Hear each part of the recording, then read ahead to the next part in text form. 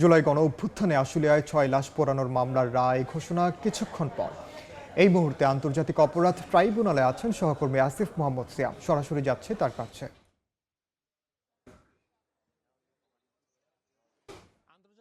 ট্রাইব্যুনালে আজ জুলাই গণ অভ্যুত্থানে যে মানবতা বিরোধী অপরাধ হয়েছে সেই অপরাধকে কেন্দ্র করে আজ তৃতীয় মামলার রায় হওয়ার কথা রয়েছে এবং এই মামলাটি পুলিশ সদস্যদের যে হত্যাকাণ্ড সেই হত্যাকাণ্ডের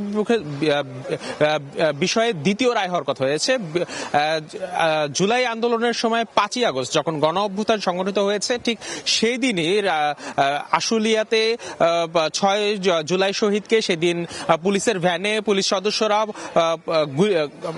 সেখানে মরদেহ জ্বালিয়ে দেয় এবং প্রসিকিউশন এই সময়ে তারা অভিযোগ করেছেন যে সেই সময় একজন জুলাই শহীদ তিনি তখনও জীবিত ছিলেন, তিনি গুলিবিদ্ধ অবস্থায় গুরুতর আহত ছিলেন, কিন্তু তারপরেও তাকে সেই জীবন্ত অবস্থায় তাকে পেট্রোল ঢেলে জ্বালিয়ে দেওয়া হয়। এই পুরো ঘটনার বিষয়ে সেখানে যে সাবেক তৎকালীন একজন পুলিশের এসআই তিনি ছিলেন আফজালুল হক, তিনি রাজসাক্ষী হয়ে আদালতে তিনি সাক্ষ্য দেন, জবানবন্দি দেন এবং তিনি এই পুরো ঘটনা স্বীকার করেন।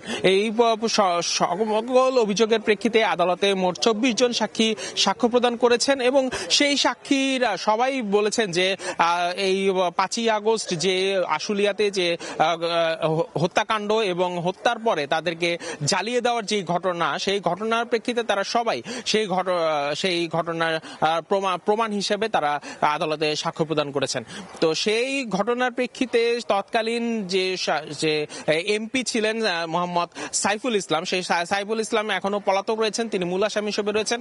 এছাড়া বাকি অন্যান্য যে পুলিশ কর্মকর্তা এবং সদস্যরা রয়েছেন, অর্থাৎ মোট ১৬ জন আসামি এই মামলায় রয়েছেন, যাদের মধ্যে ৮ জনকে আজকে আদালতে উপস্থিত করা হয়েছে। তো এই ছিল আমার কাছে আন্তর্জাতিক অপরাধ ট্রাইব্যুনাল থেকে সর্বশেষ।